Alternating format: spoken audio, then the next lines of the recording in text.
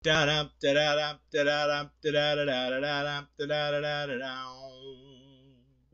does that even mean, Bowers Game Corner? Ahoy there, YouTube! I'm back again today for another game review, another special Kickstarter review, and today I'm very excited to be checking out Ninja Dice, the Kage Masters expansion from Greenbrier Games. This is for 2 to 5 players, ages, I'd say about 8 and up, and it'll take about 15 to 30 minutes to play.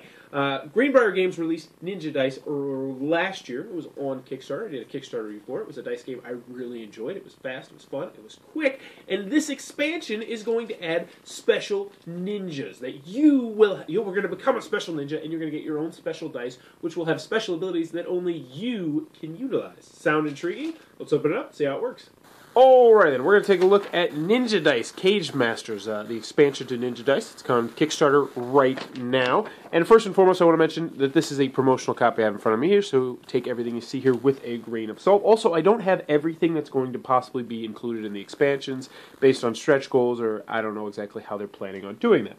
So, let's get down to what you're going to get in this game. First and foremost, we get our handy-dandy rule sheet. It is one page, double-sided. This is a pretty simple expansion. You'll probably need this once or twice. Never really need it again, because all the cards you get are going to be very, very informative. So that's always kind of nice. Now, I do want to mention you're going to need the base game of Ninja Dice in order to play with the expansion, obviously. But the main thing in this game is that you're now going to be able to take control of a Kage Master, which is going to give you an extra dice that you're going to be rolling not only when it's your turn, but also when it's not your turn. So you're going to have this extra dice, and it's going to have different abilities based on whether it's your turn or whether it's not your turn. Now, there's going to be 5 main dice you're going to get in the game. They include a 6. I think this is if they reach a certain amount on the stretch goal, I'm going to guess. But we'll go over all 6, and in the end, I'll give you my opinions on them. Also, we have some tokens over here, which you'll be using with some of the various different special abilities. So let's start down here. This is the Trickster down here. We're just going to take a look at one of these cards. Now, on your dice, each dice is going to have a unique special ability on it. So as you can see, each one's going to have their own unique thing that no one else is going to be able to roll. Now, if it's your turn, which is the active thing, you're going to be able to re-roll one locked hourglass targeted by this die. So essentially, this thing is going to make it so you're going to be able to keep exploring and keep trying and keep trying and keep trying, and you're probably not going to end up having to fail, because you're going to be able to re-roll those locked hourglasses if you can get this symbol 1 out of 6. Now, when it's not your turn, when you're inactive, it's going to count as an arrow. So essentially, if you roll this, it's just going to count as an arrow, which means you'll be able to steal a coin from someone. Now, there's also some symbols down here you might notice. Now, these symbols are going to be special one-time use abilities that you have throughout the game, where you're going to be able to manipulate your dice. So essentially, if you're so close, like let's just say you needed a sneak, you really need a sneak, so that way you're completely non-violent and you can get that extra coin. Well, then you can place a coin on this guy right here. It's not going to cost you a coin, that's just to mark it, and then you'll be able to sneak past it. But the thing is, once you utilize these, you're never going to be able to use them again. They're one-time use, but you can use them all on the same turn if you like. So that's the Trickster. That's his special abilities. He's going to be able to re-roll those hourglasses, those pesky hourglasses that'll sneak up on you. Also, next we have the Assassin. He's going to lock a poison token to a guard or resonant die targeted by this die. So essentially, he's going to be able to kill somebody for you. He's really going to be able to help you when you got to fight. So let's just say you're getting a whole bunch of guards and you're like, oh man, but luckily if you roll this Assassin, you can poison one of them, or possibly 2, and that will help you out killing them. And the inactive, it's going to count as an arrow, same as the beginning. So if you roll this when it's not your turn, it's just going to help you steal something. And down here we can see he's got his own special ability. He's got a lockpick, and he's going to have special abilities as well that he can utilize. Next, we have the Chain Specialist, and this one's very interesting. He's actually going to have 2 unique things on his die here. First one, both icons have the same effect, but different ranges. When targeting a fight or lockpick, counts as a fortune. Add to fortunes targeting lockpicks or fight. So essentially, this one's really going to help you when you're fighting people, because obviously chains would help with that, or when you're trying to pick a lock. And then down here, he's got 4 special abilities he'll be able to utilize one time throughout the game. When he's inactive, that's going to count as an arrow, so that's pretty nice. So you're going to be rolling quite a bit in arrows when you're the chain specialist. Next, we have the Arsonist, and I think this is my favorite one to play with.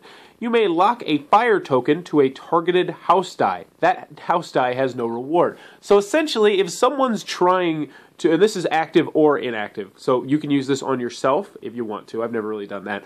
But my favorite thing is, if you roll this when it's someone else's turn and you roll the fire, you can burn down one of their houses and say, yeah, you're not going to collect the point for that because I just burned down the house. So that's a lot of fun. Also, when you're active, fire tokens count as one wild. So that can be very, very helpful because it's nice to have wilds. The last of the 5 that are guaranteed to be included is going to be the Spy, another one I like an awful lot. He's got 5 down here.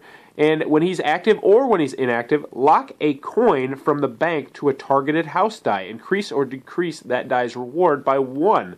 Maximum of 1 coin per house die.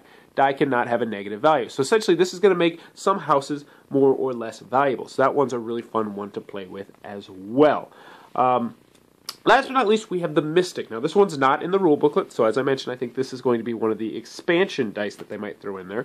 And active, inactive. This one has a really cool ability. Remove a coin from your elite training reroll. So essentially, as I mentioned, you're going to be putting coins on here, and then once you do that, you can't take them off. However, if you roll this symbol, active or inactive, you're going to be able to take it off. So you're always going to be wanting to use these special powers as much as possible. So that's kind of cool.